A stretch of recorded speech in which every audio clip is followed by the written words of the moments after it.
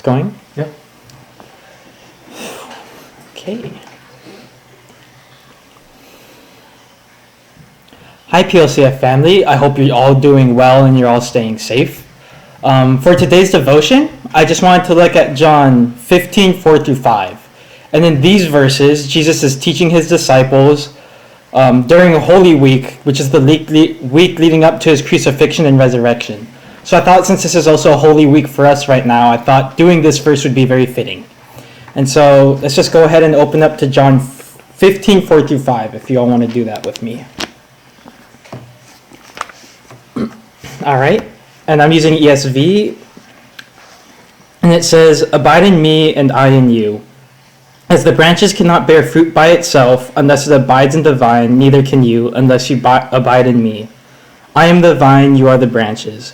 Whoever abides in me and I in him, he it is that bears much fruit. For apart from me, you can do nothing." And so in these verses, Jesus is calling his disciples to dwell, reside, and abide in him. And since as Christians, all of us are God's disciples, he is calling us to do that exact same thing. And so really, can we just use this difficult time to dig down and deepen our relationship with God? And to just be able to set aside the time to spend time in his word and in his presence, whether that's on your own or together as a family or whoever you're staying with. And as we spend time with God, we can really just deepen our relationship with him.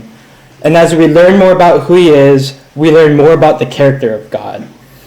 And as we learn more about the character of God, we can really just learn to trust him in these hard times. And so I really think being able to just grow in your relationship and really just understand the character of God is really important.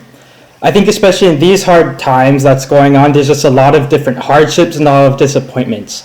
I mean, especially for me, being a college senior, there's just been a lot going on, just a lot of really big disappointments.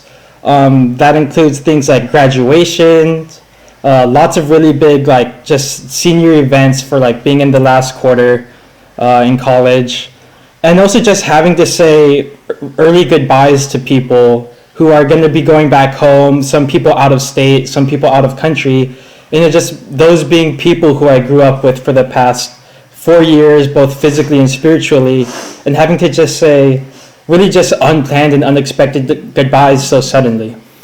And I know it's also a really hard time for other people. For instance, I have friends who are getting a lot of hours cut in work. I have friends who are just losing their jobs. And so whatever situation there is and that you're going through right now, a lot of times it's really hard to just see where's God in all of this going on.